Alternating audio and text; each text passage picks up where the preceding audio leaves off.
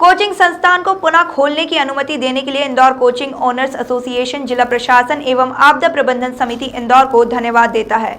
अप्रैल 2020 से बंद कोचिंग संस्थानों को पूर्ण खोलने की अनुमति देने के लिए जहां पर इंदौर कोचिंग और उसके एसोसिएशन जिला प्रशासन एवं आपदा प्रबंधन समिति इंदौर को धन्यवाद देता है एवं यह विश्वास दिलाता है कि संस्थानों में कोविड प्रोटोकॉल का पालन किया जाएगा एवं विद्यार्थियों को भी प्रेरित किया जाएगा ताकि विद्यार्थी स्वयं प्रेरणा से मास्क एवं सैनिटाइजर का प्रयोग करें। कोचिंग संस्थानों में अधिकतम विद्यार्थी 18 वर्ष से अधिक आयु के ही होते हैं, जिसमें हम जवाबदारी पूर्वक टीकाकरण के लिए प्रेरित करेंगे। एसोसिएशन पालक गणों को भी विश्वास दिलाता है कि सब कुछ खुलने के बाद जब कोचिंग संस्थान खुल रहे हैं तब हम लोग विद्यार्थियों के स्वास्थ्य के प्रति हमेशा जागरूक रहेंगे एवं उनकी चिंता करेंगे तथा आप हम सब मिलकर इस विषम परिस्थिति में भी निर्बाध अध्ययन जारी रख सकेंगे। एसोसिएशन सभी से सकारात्मक सहयोग की अपेक्षा रखता है।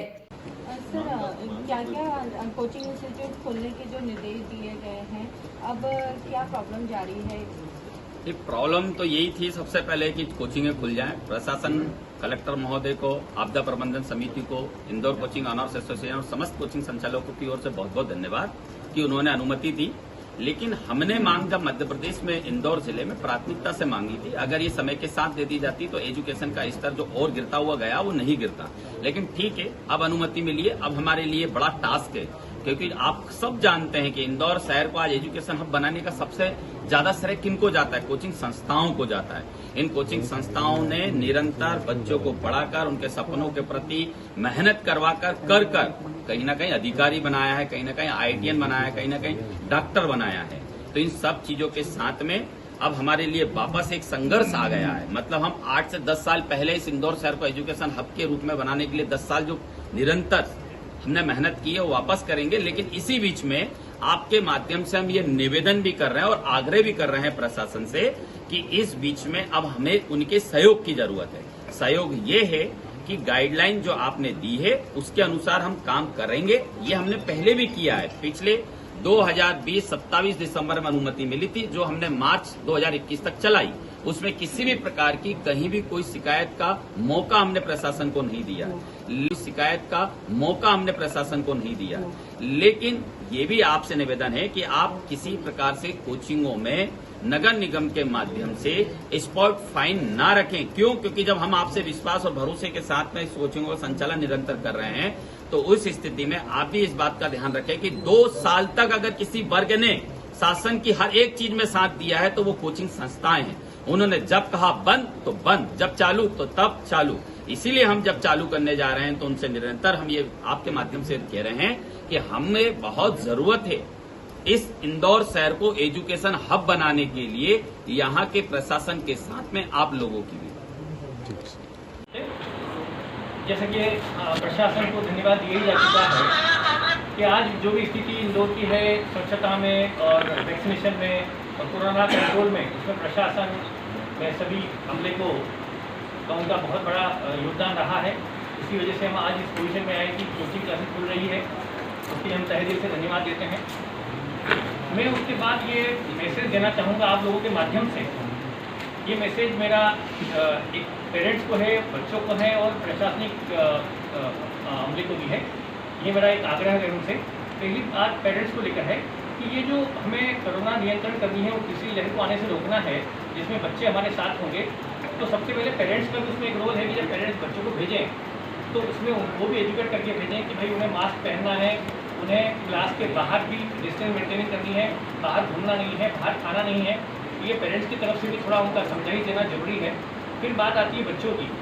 बच्चों को ये समझना चाहिए कि इसे सिर्फ मास्क क्लास में पहनने के लिए कंपलसरी किया गया इसलिए ना पहनना, बल्कि उनकी सेफ्टी के लिए पहनना है। वो उसके बाद उनको यदि दूर दूर बैठाया जाए तो उनको दूर दूर बैठना है उनकी सेफ्टी के लिए। उसके अलावा फिर जहाँ तक सवाल है, कोचिंग क्लासेस डेफिनेटली एश्योरेंस देती है पूरा कि हम सैनिटाइजेशन करेंगे, डिस्टेंसिंग मेंटेन करेंगे। लेकिन उसके बाद भी बच्चे होते हैं, आप क्लास में कितना भी करो, कुछ बच्चे शरारती या कुछ बच्चे बचपना होता ही है। आप क्लास में पढ़ा के निकले, अगला टीचर आएगा उस बीच मास्क खोल लेते हैं। तो ये तब तक नहीं हो पाएगा जब तक कि पेरेंट्स और बच्चे खुद सेल्फ कंट्रोल ना करें। जो इसलिए ना कि भाई कंपलसरी है, बल्कि उनको अपना स्वैच्छिक होना चाहिए कि हमें जो सकारात्मकता है क्योंकि जो कोरोना के केसेस वो कम हुए हैं, तो उसके आधार पर जो प्रशासन और चिकित्सा व्यवस्था जो चीज़ों को ठीक किया, उसका ही परिणाम था कि हमको परमिशन वापस मिला है। आज भी लेकिन कोरोना गया नहीं है, तो हमारी प्राथमिकता आज भी स्टूडेंट्स और जो फैकल्टीज़ हैं उनकी सुरक्षा व्यवस्था ही होगी, उनके सैनिटाइजर से लेकर के। अच्छा, एक बात और है, क्योंकि इंदौर स्वच्छता में भी नंबर 1 है और वैक्सीनेशन में भी, तो मुझे लगता है कि आज इंदौर एक सेफ सिटी के रूप में है। तो जो स्टूडेंट्स और पेरेंट्स जिस भी स्थान पर हैं, वो इस बात पर निश्चिंत रहते हुए अपने बच्चों पर और इस शहर पर भरोसा कर सकते हैं कि हम उनकी सुरक्षा को प्राथमिकता पर रखते हुए जो शिक्षा व्यवस्था संचालित करेंगे। ऐसे ही हम उम्मीद ये और साथ ही रिक्वेस्ट भी करते हैं कि जो नगर निगम है और जो प्रशासन है वो हमसे सहयोग बनाए रखे, ताकि इन चीज़ों को हम चेक करते हुए सही तरीके से संचालित कर सकें। तो क्या उसका कोई गाइडलाइन बन सकता है कि भाई इतना ये उन्होंने वायलेशन किया है तो इसको पेनल्टी ये होगी, और ऐसा वायलेशन होने पर पेनल्टी ये होगी? यह ऐसा ना हो कि किसी ने कहा कि आप 1 लाख दे दो, आप 50,000 दे दो, आप 25 दे दो।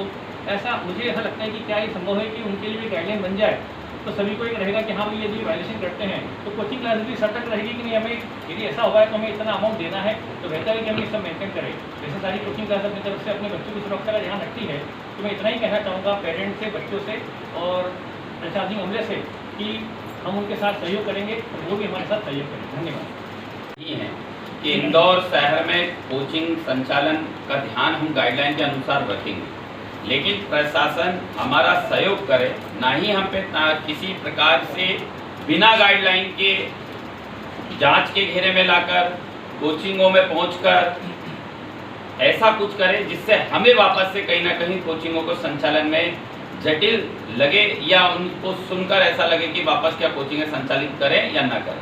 मतलब कोचिंगों का संचालन हम इस रूप और इस विश्वास के साथ करना चाहते हैं कि प्रशासन पूरी तरीके से हमें सहयोग प्रदान करे। जब हमने निरंतर उनके सहयोग में जब से उन्होंने कहा तब तक कहा, जब तक हमने बंद रखा, किसी प्रकार से हमने कोचिंग संचालन के लिए रोडों पर निकलकर मांग नहीं मांगी। हमने हमेशा शासन प्रशासन का सहयोग करते हुए उनकी बात को माना है। अब हम ये कहते हैं कि संचालन में वह प्रशासन हमारा सहयोग करे और किसी भी प्रकार से हमें जटिल समस्याओं का सामना ना करना पड़े, क्योंकि एजुकेशन कितना ज़रूरी है। हर परिवार, हर बच्चे के साथ में आप और हम सब समझ रहे हैं, और पिछले 1.5-2 सालों में एजुकेशन का स्तर गिरा है। हमारे ऊपर बड़ी जिम्मेदारी है कि उस 2 साल में जो स्तर गिरा है उसे वापस बनाना और बच्चों को वापस कॉम्पिटिटिव एग्जाम के लिए तैयार करना और वापस उनको उस स्थिति में लाना कि वो अपने सपनों को साकार कर सकें। तो इस चुनौती का सामना ही हमारे लिए बहुत बड़ा है। इसके साथ में प्रशासन हमारी मदद करे। हम बच्चों को पढ़ाना चाहते हैं, बच्चे पढ़ना चाहते हैं। आपके सहयोग से धन्यवाद। पिछले 26 वर्षों से पढ़ा रहा हूँ इंदौर में, और इतने वर्षों में मैंने कभी भी इस तरह की समस्याएं नहीं देखी, और शायद आप लोगों में से किसी ने भी नहीं देखी। ये अभूतपूर्व समस्या थी, और इसका निदान मध्य प्रदेश में इंदौर शहर ने खासतौर से वैक्सीनेशन करा करके, सफाई रख के, चिकित्सा व्यवस्था को सुधार करके बहुत बढ़िया किया। मैं थोड़ा सा अपने आप को भाग्यशाली मानता हूँ कि इंदौर शहर के बहुत कई अधिकारी जो हैं वो हमारे बच्चे हैं, जो ऑफिसर्स हैं यहाँ पर, और उनसे मेरी लगातार चर्चा होती रही। वो हमसे कहते रहे कि सर अभी इंस्टीट्यूट्स के खुलने के माहौल नहीं, और हमने उनसे कहा कि जब तक खुलने का माहौल ना हो तब तक आप इंस्टीट्यूट मत खोलना, क्योंकि ये हमारे परिवार की, और चूँकि हमारे बच्चे भी हमारे परिवार का अंग होते हैं, उनकी सुरक्षा का भी मामला है। दूसरी बात, सबको धन्यवाद हमें इसलिए भी देना है क्योंकि सब लोगों ने बहुत मेहनत की है, चाहे वो कलेक्टर साहब हो, कमिश्नर साहब हो, या नगर निगम कमिश्नर हो, या फिर बाकी सारे अधिकारीगण हों। लेकिन एक बात के लिए हम, चूँकि रवि दांगी जी यहाँ पे अध्यक्ष हैं हम लोगों के, तो इनकी तरफ से भी हम सुनिश्चित करना चाहेंगे कि हमारे इंस्टीट्यूट में किसी भी तरह की कोरोना के प्रति लापरवाही नहीं की जाएगी। चाहे कुछ भी हो, सैनिटाइजर होगा, सबका टेम्परेचर चेक होगा, सबको दूर दूर बिठाया जाएगा, और किसी भी तरह की स्थितियों में यदि इंस्टीट्यूट हमको बंद भी करना पड़ता है तो हम सहर्ष बंद करेंगे, क्योंकि जीवन से बड़ी कोई भी चीज़ नहीं है। लेकिन फिर भी हम बाकी आश्वस्त ये करेंगे कि हम लोगों की वजह से किसी भी तरीके से कोरोना फैलने की स्थिति नहीं बनेगी। धन्यवाद। कैनन न्यूज़ के लिए इंदौर से भारत नरवरे की रिपोर्ट।